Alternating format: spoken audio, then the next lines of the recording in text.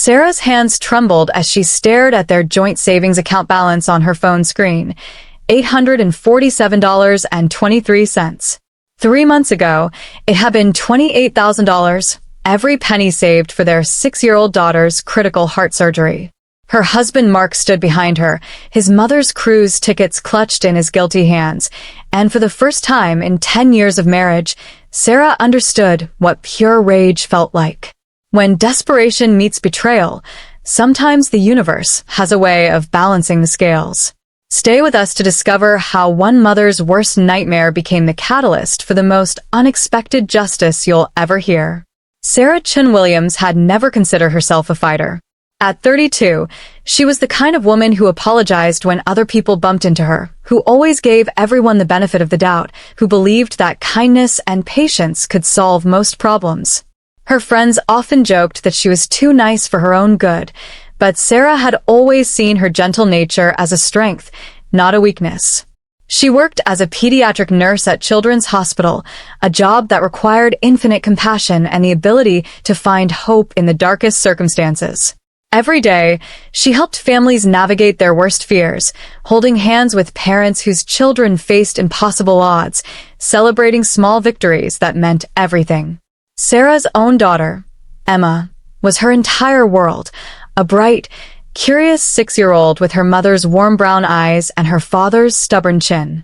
Emma loved dinosaurs, chocolate chip pancakes, and asking questions that made Sarah's heart swell with pride.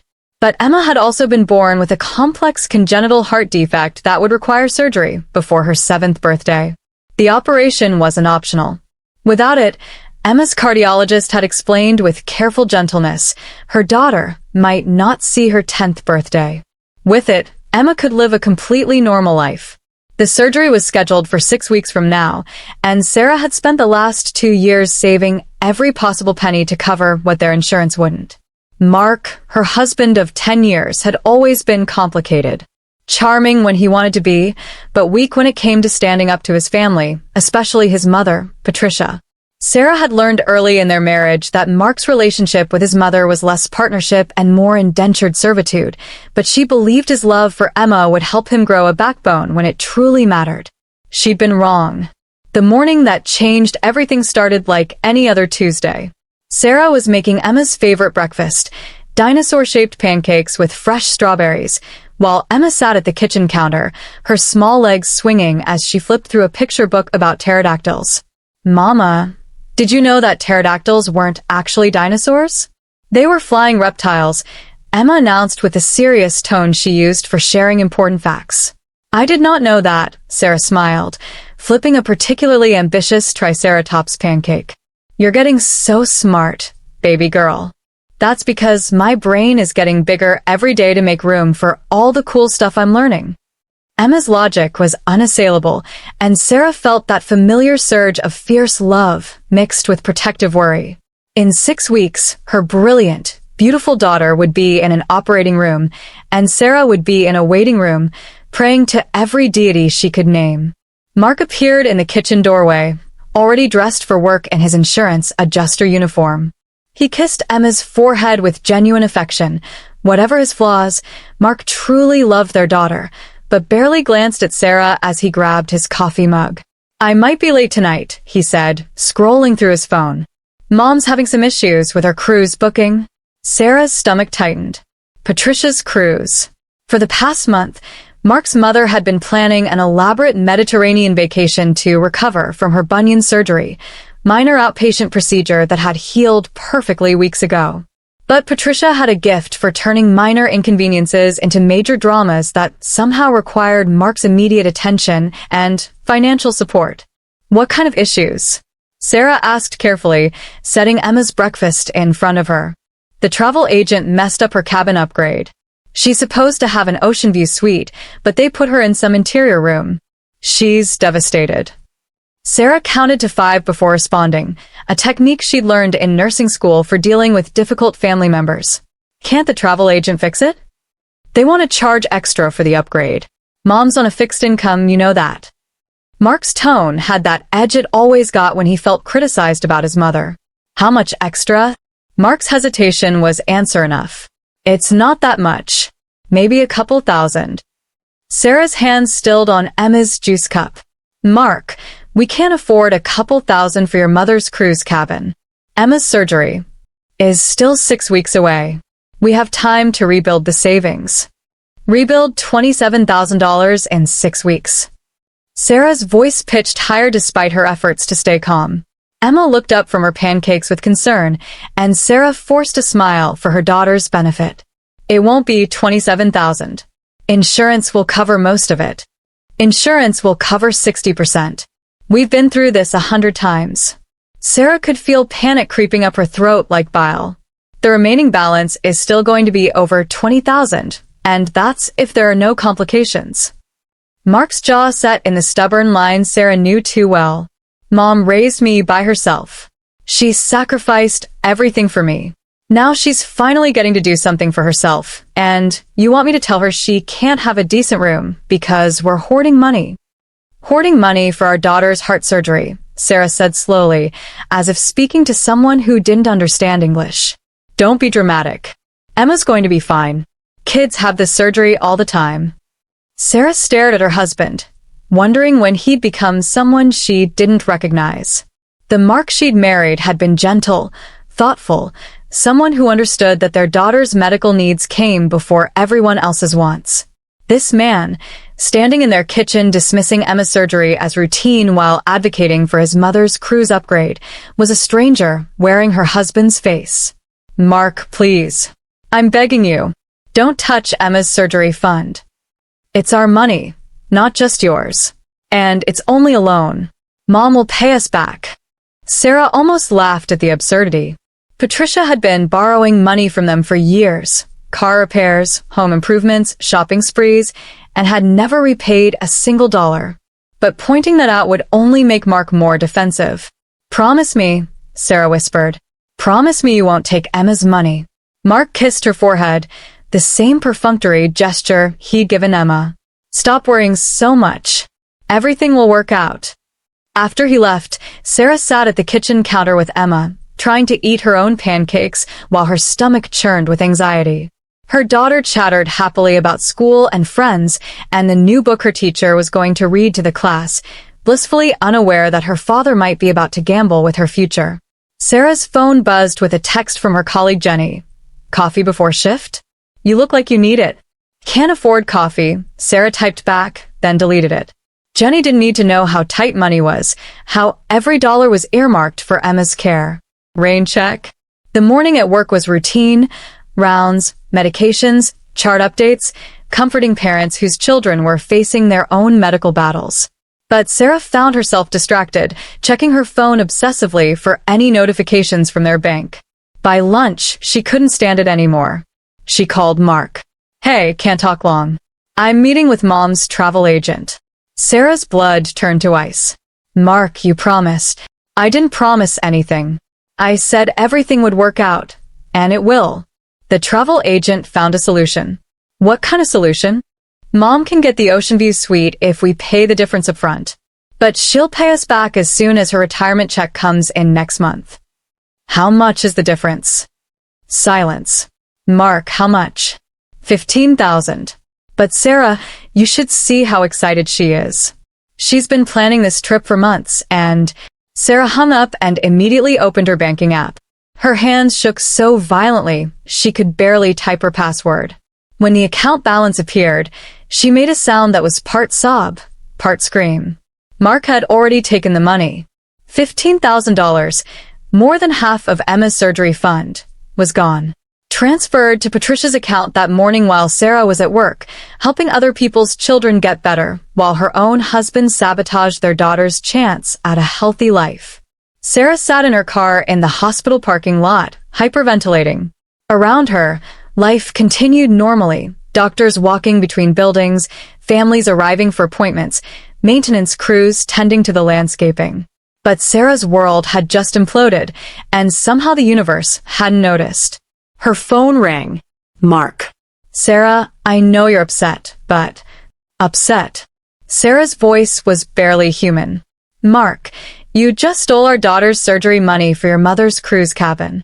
It's not stealing when it's our money. And it's not for the whole cruise, just the room upgrade.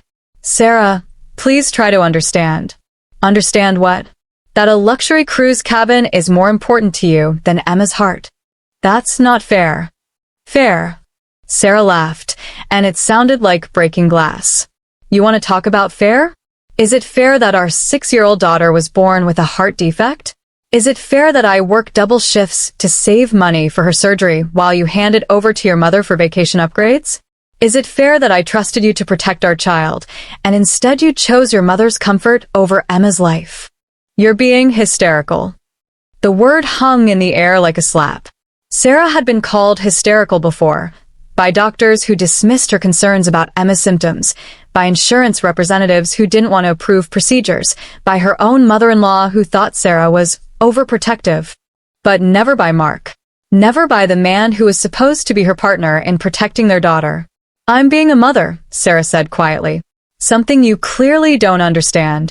She hung up and blocked his number. For the first time in 10 years of marriage, Sarah understood that she was truly alone. Can you imagine discovering that your spouse chose their parents' luxury over your child's life? What would you do in Sarah's situation? Let us know in the comments. We want to hear your thoughts on this unbelievable betrayal. Sarah sat in her car for 20 minutes, staring at the banking app on her phone as if the numbers might change if she willed them hard enough. $15,000. Gone. Emma's surgery was in 6 weeks, and they now had less than $13,000 to cover a procedure that would cost at least $25,000 out of pocket. She called the surgical coordinator from the parking lot, her voice steady despite the chaos in her chest. Hi, Mrs. Williams. How can I help you? I need to discuss payment options for Emma's surgery. There's been a financial complication. Of course. Can you come in tomorrow morning? Dr. Rodriguez has openings at 9 and 10:30. Sarah scheduled the 9 o'clock appointment, then drove home in a haze of disbelief and rage. Emma was at after-school care until 5, which gave Sarah 3 hours to figure out how to explain to her daughter that Daddy had prioritized Grandma's vacation over her heart. She couldn't do it. Emma was 6 years old, facing major surgery, and still believed that parents were superheroes who could fix anything. Sarah wasn't about to destroy that faith, even if Mark already had. Instead, she did what she always did when overwhelmed. She researched solutions. Medical loans. Payment plans. Charity organizations. Crowdfunding. Sarah spent the afternoon creating spreadsheets, making phone calls, and filling out applications for financial aid. By the time she picked up Emma from care, she had a tentative plan that might cover the surgery costs if everything went perfectly. Mama, you look sad, Emma observed from her car seat as they drove home. Are you thinking about my heart surgery? Sarah glanced in the rearview mirror at her daughter's concerned face. A little bit, baby. But I'm not sad, just figuring some things out. Dr. Rodriguez said the surgery will make my heart perfect, right? That's right. After the surgery, your heart will work just like everybody else's. And then I can run really fast and play soccer, and maybe even climb mountains. Sarah's eyes filled with tears she couldn't let Emma see. Yes, sweetheart. You'll be able to do anything you want. If I can find the money. Mark was waiting in their driveway when they got home, leaning against his car with the defeated posture of a man who knew he'd crossed a line he couldn't uncross. Sarah's first instinct was to shield Emma from whatever ugly conversation was about to happen. Emma, honey, why don't you go inside and start on your homework? I need to talk to Daddy for a minute. Emma bounded toward the house with the energy of a child whose heart was working at 60% capacity. Sarah waited until she was inside before turning to face her husband. Sarah, I'm sorry. I know I should have discussed it with you first. Discussed it? Sarah's voice was deadly quiet. Mark, there was nothing to discuss. That money was for Emma's surgery. Period.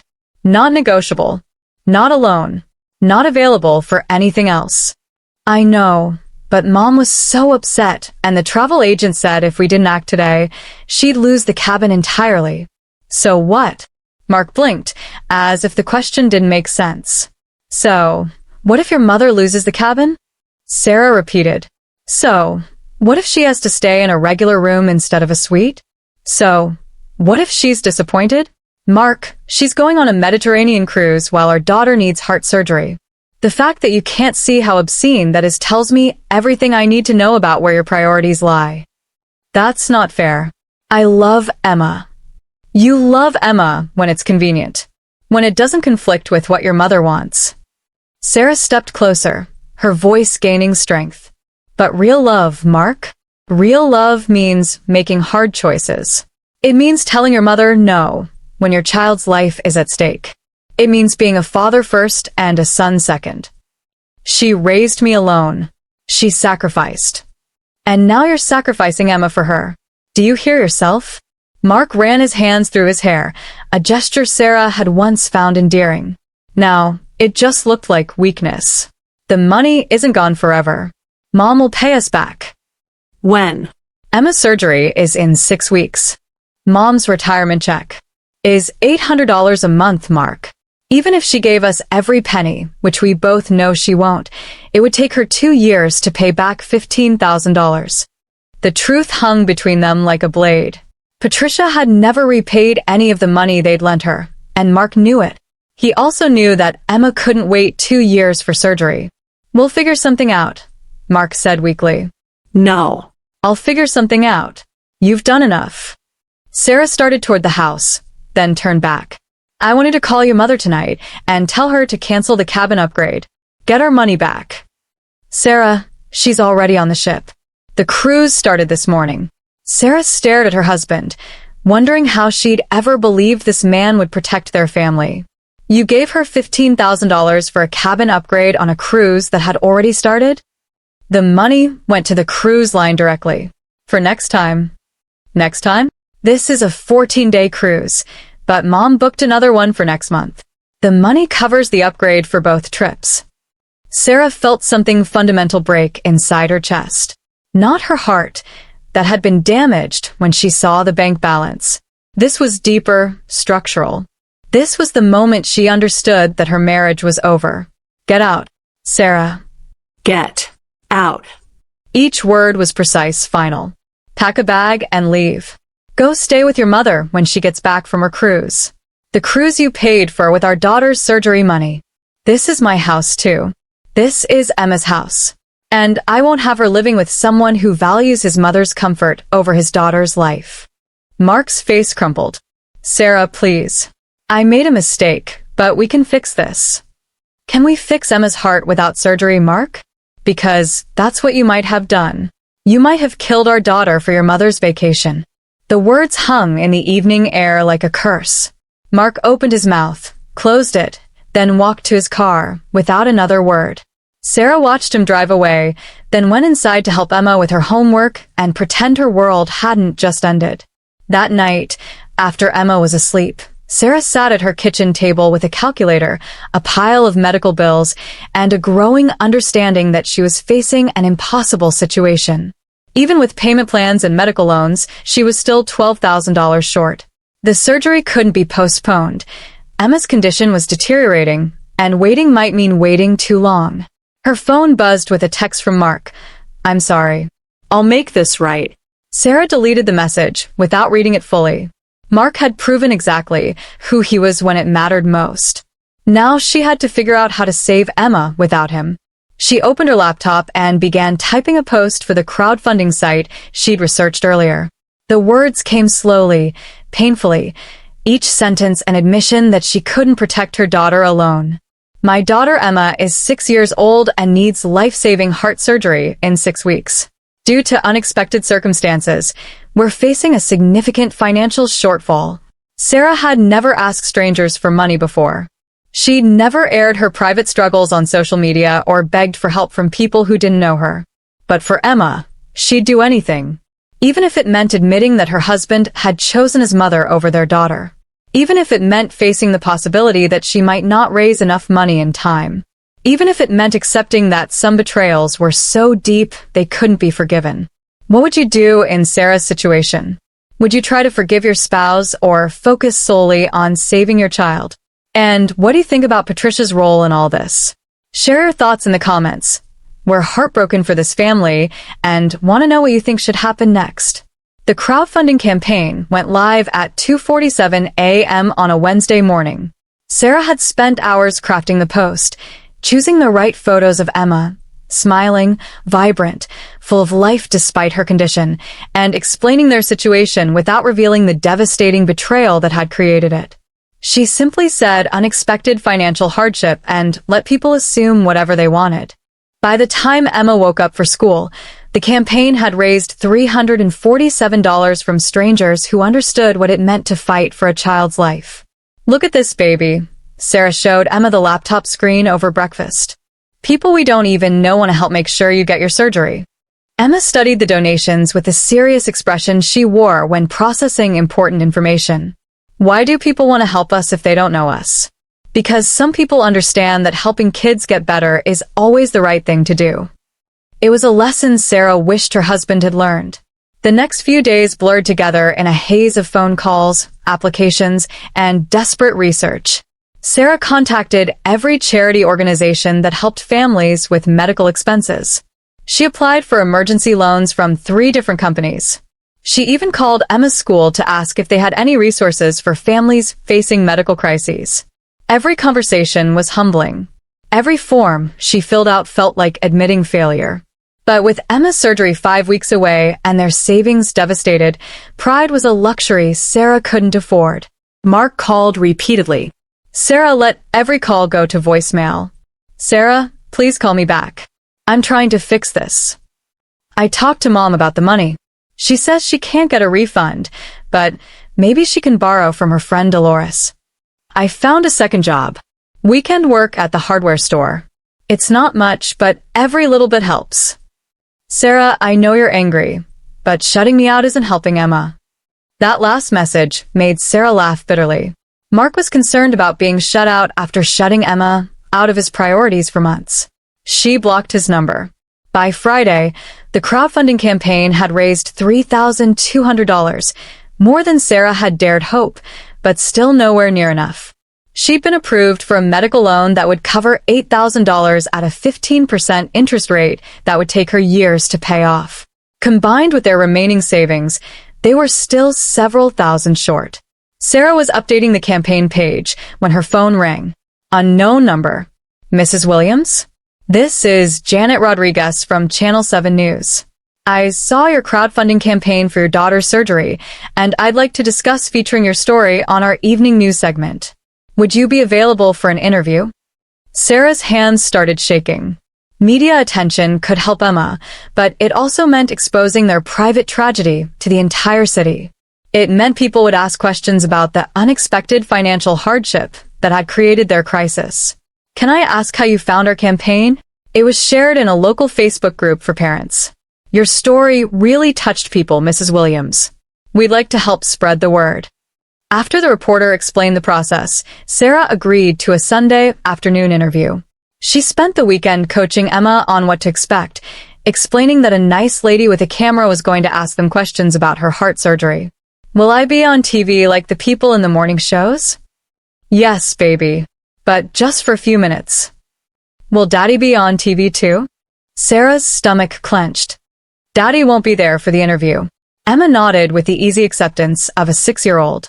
She didn't ask why Daddy wouldn't be there, which somehow made Sarah feel worse about the entire situation. The interview was scheduled for Sunday at 2 o'clock. At 1:45, Sarah was changing Emma into her favorite dress when the doorbell rang. Mark stood on the porch, holding flowers and wearing the apologetic expression that had once been enough to end their arguments. "Sarah, I saw the news van pulling up. I wanted to be here for the interview." "No." "She's my daughter, too." "Then you should have acted like it when you stole her surgery money." "I didn't steal anything. I made a mistake, but..." "Mark, there's a TV crew setting up in our living room to ask for charity because you gave our daughter's surgery fund to your mother. If you think I'm going to let you participate in that interview like some kind of concerned father, you're delusional." Mark's face flushed. "People will wonder where I am." "Good. Maybe some of them will figure out that fathers who prioritize their mothers over their children don't deserve to be part of the solution." The news crew was professional and kind, asking gentle questions that allowed Sarah to focus on Emma's strength and resilience rather than their desperation.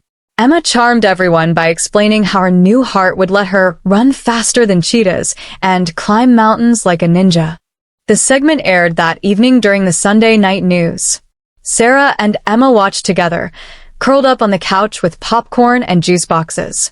"Mama, we look good on TV," Emma announced with satisfaction.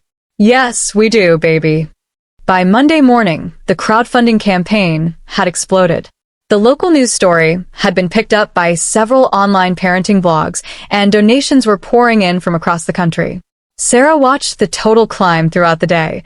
$8,000, $12,000, $15,000. Her phone wouldn't stop ringing. Other news outlets wanted interviews.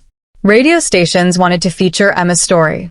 A morning talk show in Chicago reached out about a potential appearance. But the call that changed everything came Tuesday afternoon. "Mrs. Williams? This is Dr. Amanda Foster from the Children's Heart Foundation. We saw your daughter's story on the news, and we'd like to discuss covering the full cost of her surgery." Sarah dropped her phone. "Mrs. Williams? Are you there?" "Yes, I'm sorry. Did you say the full cost?" "That's correct. The Children's Heart Foundation provides complete funding for pediatric cardiac procedures in cases where families face financial hardship. Emma's case meets all our criteria, and frankly, her story has touched our entire board. We'd be honored to help." Sarah started crying and couldn't stop. After weeks of desperation, of feeling like she was drowning while trying to save her daughter, someone was throwing her a life preserver. "There's one more thing," Dr. Foster continued. "We'd like to fly Emma and you to Seattle Children's Hospital for the procedure. Dr. Martinez there specializes in exactly the type of repair Emma needs, and his success rates are exceptional." Seattle? All travel expenses covered, of course. Hotel accommodations for as long as you need to stay, meals, everything. We want to make sure Emma gets the absolute best care available. That evening, Sarah sat Emma down for another serious conversation. "Remember how we talked about your heart surgery?" Emma nodded solemnly. "Well, some very special people called today. They want to pay for your surgery and send us to a hospital in Seattle where the best heart doctor in the whole country works." Emma's eyes widened. "Seattle is far away." "It is. We'd have to fly on an airplane." "I've never been on an airplane." Sarah laughed, feeling lighter than she had in weeks. "I know, baby. It'll be an adventure." "Will Daddy come with us?" The question Sarah had been dreading. She looked at her daughter's hopeful face and made a decision that broke her heart, but felt absolutely right. No, sweetheart. "Daddy won't be coming with us to Seattle." "Why not?" "Because sometimes adults make choices that have consequences. And Daddy made some choices that mean he can't be part of this adventure." Emma processed this with the gravity she brought to all important information. "Is Daddy in trouble?" "Yes, baby. Daddy is in trouble." "Will he get untroubled eventually?" Sarah kissed her daughter's forehead, inhaling the sweet scent of her shampoo and marveling at this brave, wise little person who was about to get the life-saving surgery she needed. "I don't know, Emma.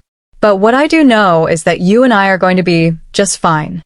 And for the first time since seeing that bank balance, Sarah actually believed it. The community has rallied around Emma and Sarah in an incredible way. But what do you think about Sarah's decision to exclude Mark from this life-changing journey? Is she being fair, or should she give him another chance? And what about Patricia? Should she bear any responsibility for this situation? Let us know your thoughts in the comments. The call came at 6:23 a.m. on a Thursday morning, exactly 3 weeks after Mark had emptied Emma's surgery fund.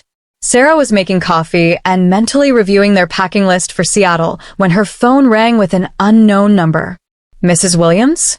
This is Detective Maria Santos with the Miami-Dade Police Department. I'm calling about Patricia Williams." Sarah's coffee mug froze halfway to her lips. "Is she okay?" "Ma'am, I'm afraid there's been an incident. Mrs. Williams was arrested yesterday evening on charges of credit card fraud and identity theft.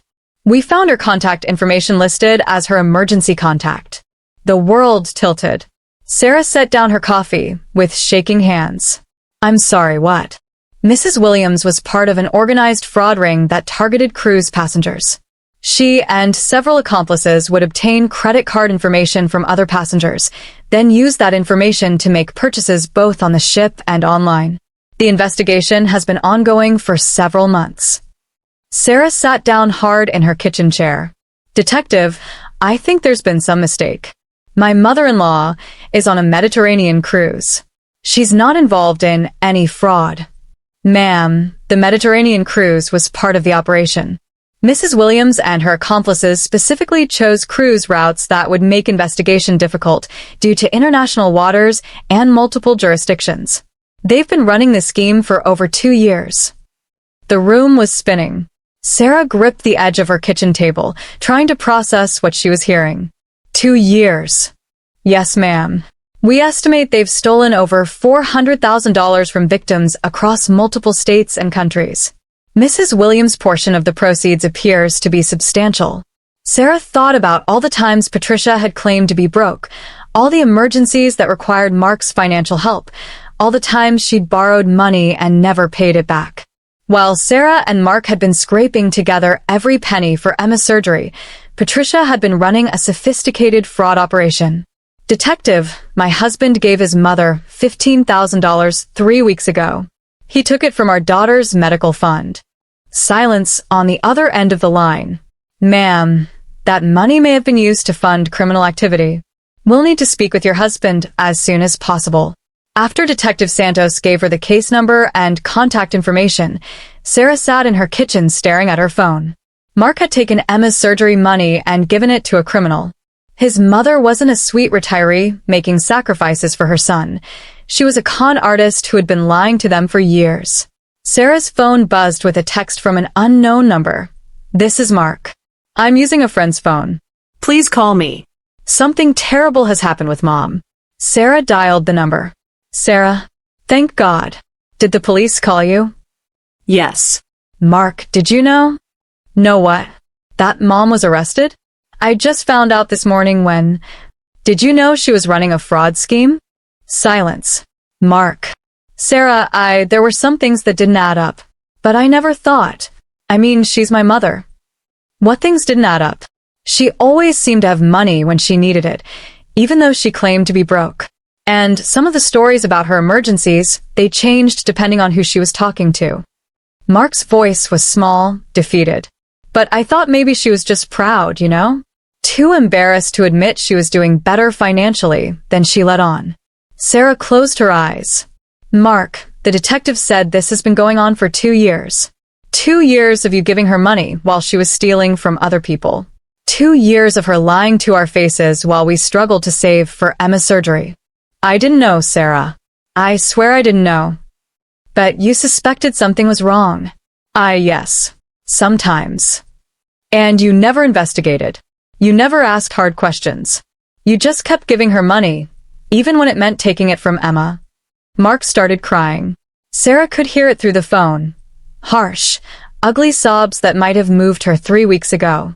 Now, they just sounded like self-pity. Sarah, what do? We don't do anything. You call Detective Santos and tell her everything you know about your mother's finances. You figure out if any of the money you gave her over the years can be recovered. You deal with the fact that you've been funding a criminal operation with our family savings. Sarah, please. I have to pack. Emma and I leave for Seattle tomorrow. For the surgery? Yes. The Children's Heart Foundation is covering everything. Emma's going to get the best cardiac surgeon in the country, and it won't cost us a penny. That's wonderful. Sarah, I'm so happy for Emma. No, Mark. You don't get to be happy for Emma. You don't get to take credit for this miracle. This happened despite you, not because of you.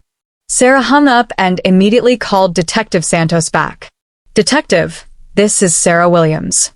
I have some additional information about Patricia Williams and her finances. Over the next hour, Sarah provided a detailed account of every loan, every emergency, every time Patricia had claimed to need money over the past several years. The detective asked careful questions and took extensive notes. Mrs. Williams, this information is very helpful. Based on what you've told me, it appears your mother-in-law has been using your family as unwitting money launderers for her operation. Money launderers? The money her husband gave her was legitimate, clean income. She could use it for legitimate expenses while using her fraud proceeds for other activities. It's a common tactic. Sarah felt sick. Not only had Mark prioritized his mother over Emma, he'd been helping her hide her crimes.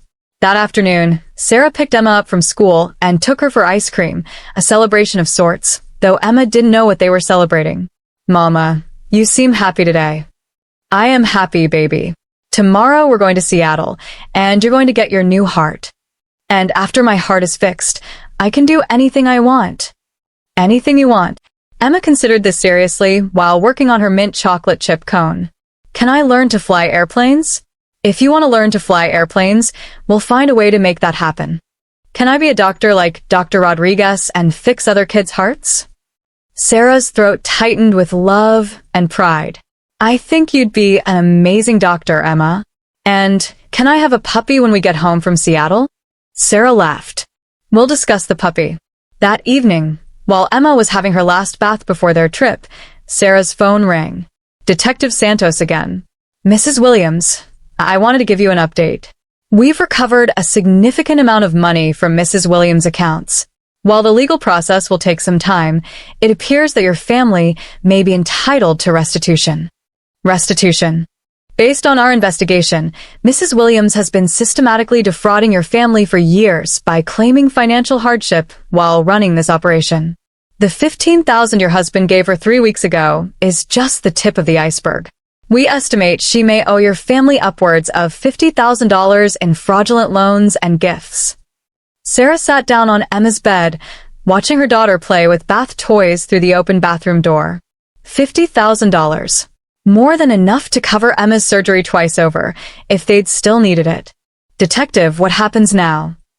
"Mrs. Williams will likely face federal charges. The investigation is ongoing, but with the evidence we've gathered, she's looking at significant prison time. As for the money, victim restitution is part of the sentencing process, but it can take months or years to recover funds." After the call ended, Sarah sat in Emma's room, processing the day's revelations. Patricia wasn't just selfish or manipulative. She was a criminal who had been systematically stealing from her own family while they struggled to save their daughter's life. Mark had been so desperate to please his mother that he'd become an accessory to her crimes. Emma emerged from her bath in dinosaur pajamas, her hair damp and smelling like strawberry shampoo. "Mama, I'm ready for my bedtime story." "What story would you like tonight?" "The one about the princess who saves herself." Sarah smiled, pulling Emma onto her lap. It was a story she'd made up months ago about a princess who didn't wait for rescue, but learned to slay her own dragons and build her own castle. "Once upon a time," Sarah began, "there was a princess who lived in a kingdom where some people forgot what was truly important." As she told the story, Sarah realized she was no longer talking about a fictional princess. She was talking about herself, a woman who had discovered that the people she'd trusted most had betrayed her in the most devastating way possible, but who had found the strength to save her daughter anyway. The next morning, Sarah and Emma boarded their flight to Seattle. As the plane lifted off, Emma pressed her face to the window, watching their city disappear below. "Mama, look how small everything looks from up here." Sarah looked down at the city that held their old life, the house where Mark had chosen his mother over Emma, the bank where their savings had been stolen, the life that had been built on lies and misplaced loyalty. "It does look small, doesn't it? Are we ever going back?" Sarah considered the question seriously. They'd have to go back eventually. Their house, Emma's school, Sarah's job were all there. But the life they were returning to would be completely different from the one they'd left. "We'll go back to our house, baby. But everything else is going to change." "Good changes or bad changes?" Sarah looked at her daughter's trusting face and felt something settle in her chest. Not peace exactly, but a quiet confidence that they would be okay. More than okay. "Good changes, Emma. Very good changes." The truth about Patricia has finally come to light. She's not just selfish. She's been running a criminal operation while her son struggled to save his daughter's life. What do you think about this twist? Does it change how you view Mark's betrayal? And what do you think Sarah should do when they return from Seattle? Share your thoughts in the comments. This story keeps getting more shocking. 3 months later, Sarah stood in Dr. Martinez's office in Seattle, holding Emma's post-surgical x-rays up to the light. The images showed a heart that was perfect, completely repaired, functioning normally, ready to carry Emma through a lifetime of adventures. "She's cleared for all normal activities," Dr. Martinez said with a smile. "Running, swimming, climbing trees, whatever a 7-year-old heart desires." Emma, who had turned 7 the week before in her hospital room surrounded by new friends from the cardiac unit, bounced in her chair with excitement. "Can I try out for soccer when we get home?" "You can try out for whatever you want, sweetheart," Sarah said, marveling at her daughter's energy. The pale, easily tired child who had struggled to climb stairs was gone, replaced by this vibrant little girl who seemed to contain enough energy to power a small city. The surgery had been flawless. Dr. Martinez was everything the Children's Heart Foundation had promised: skilled, compassionate, and completely dedicated to giving Emma the best possible outcome. The recovery had taken 6 weeks, during which Sarah had lived in the hospital family housing, watching her daughter grow stronger each day. They'd made friends in Seattle, other families facing similar journeys, nurses who became like aunts to Emma, volunteers who brought art supplies and read stories during the long recovery days. It had been, Sarah realized, the first time in years that she'd felt part of a genuine community instead of constantly walking on eggshells around Mark and Patricia's drama. Now, they were flying home to a life that would be completely different from the one they'd left. Mark had called repeatedly during their time in Seattle. Sarah had answered exactly once, to tell him that Emma's surgery had been successful and that they would be home in 6 weeks. She'd hung up before he could say anything else. The house looked smaller when they returned, as if their time away had given Sarah new perspective on what actually mattered. Emma ran through the rooms with delight, reacquainting herself with toys and books she'd forgotten, but Sarah felt like a visitor in her own home. Mark's belongings were gone. At some point during their absence, he'd moved out completely. Sarah found a note on the kitchen counter. "Sarah, I know you probably don't want to hear from me, but I needed you to know that I'm living with my friend Dave while I figure things out. I've been working with Detective Santos and the prosecutors on Mom's case. She's going to prison, probably for 5 to 7 years. I know I can never make up for what I did to you and Emma. I know I destroyed our family by choosing Mom over our daughter. I will regret that decision for the rest of my life. There's going to be a victim restitution hearing next month. The prosecutor says our family should recover most of the money Mom stole from us over the years, plus damages. It won't happen immediately, but eventually there should be enough to pay for Emma's college and more. I don't expect forgiveness. I don't deserve it. But I want you to know that I'm going to therapy to understand how I became someone who could put his mother before his child. I'm trying to become a better man, even if it's too late to save our marriage. I love Emma more than life itself. If you'll let me, I'd like to see her sometimes. But I understand if you can't trust me with that yet. Mark. P.S. I heard Emma's surgery went perfectly. I'm so grateful she's okay. You saved her when I failed her. You're the strongest person I know." Sarah read the letter twice, then folded it carefully and put it in a drawer. She wasn't ready to process Mark's attempts at redemption, but she was glad he was finally taking responsibility for his choices. Emma adapted to their new life with the resilience that had always amazed Sarah. She started 2nd grade at a new school. Sarah had decided they needed a fresh start in a different district and quickly made friends who knew nothing about heart surgery or family drama. She joined the soccer team and discovered she was fast, really fast, with the kind of explosive energy that came from a heart that finally worked the way it was supposed to. Sarah returned to work at the hospital, but something had fundamentally changed in her approach to her job. She'd always been compassionate with families facing medical crises, but now she had a different kind of understanding about what it meant to fight for your child's life when the people who should support you fail you instead. She started a support group for single mothers navigating pediatric medical care. She volunteered with the crowdfunding platform that had helped Emma's campaign. She became an advocate for families who found themselves alone in their darkest moments. The victim restitution hearing happened on a cold Tuesday in November.